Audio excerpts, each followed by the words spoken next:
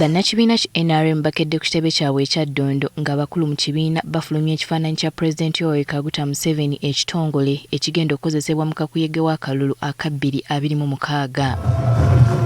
Ssaabawandiisi w'ekibiina kino Richard Twadong yakulembeddemu enteekateeka eno. Omuwabuzi wa Pulezidenti Museveni ku by'obufuzi Moses Byarahanga asinzidde wano nebeekokkola obuli bwenguzi obususse mu bannakibiina kyagambye nti kyaremeseza enkulaakulana. Is on supervision, and that brings us to the issue of corruption. So we talk about corruption as a challenge. Ono akubiriza bannakibiina okweddako okulaba ng'omulamwa gwe batongozza olwaleero gwe bagenda okutambulirako ne manifesto yaabwe bituukirira. But to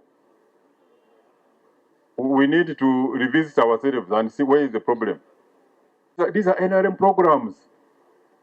You should take interest in how they are implemented because they are the ones which make us win a vote. Ssaabawandiisi w'ekibiina kino Richard Twadong alambise enteekateeka z'ekibiina nga beetegekera akalulu ka bonna ak'omwaka ogujja. Ono era alambise ne butya bwe bagenda okulonda olukiiko olufuzi olw'oku ntikko lw'ekibiina kyabwe oba luyite SEC. To the 22nd we shall have the Central Executive Committee meetings, which starts tomorrow.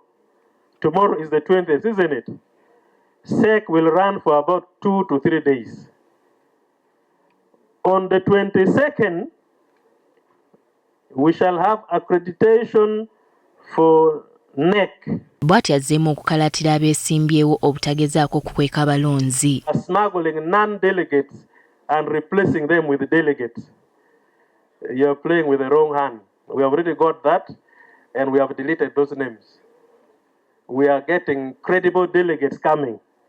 Amyuka ssentebe w'ekibiina ki NRM asooka Moses Kigongo akubiriza bannakibiina okunoonya akalulu bave mu kwekwasa kuli ebyokulonda mu kibiina nti alina kyekubira. Ono agamba nti okulonda kwa kusimba mu mugongo. Colleagues, persuade them to join the movement.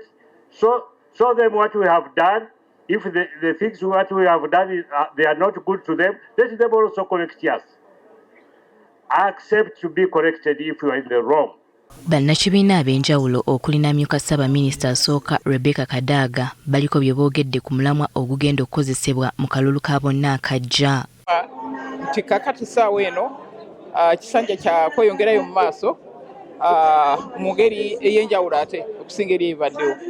Obugwadira gwe tuzimbye, amakubo agutukoze, factories ezitandise na buli kimu kyonna. Kati yetaamu y'okupolitikirenga n'okubyongera mu maaso. Kati abamyuka w'ekibiina kino asuubirwa okutuula ku nkomerero ya Ssabbiiti eno ku kisaawe Kololo. Winnie Tessa Nakayinja agafeeyo ku Spark TV.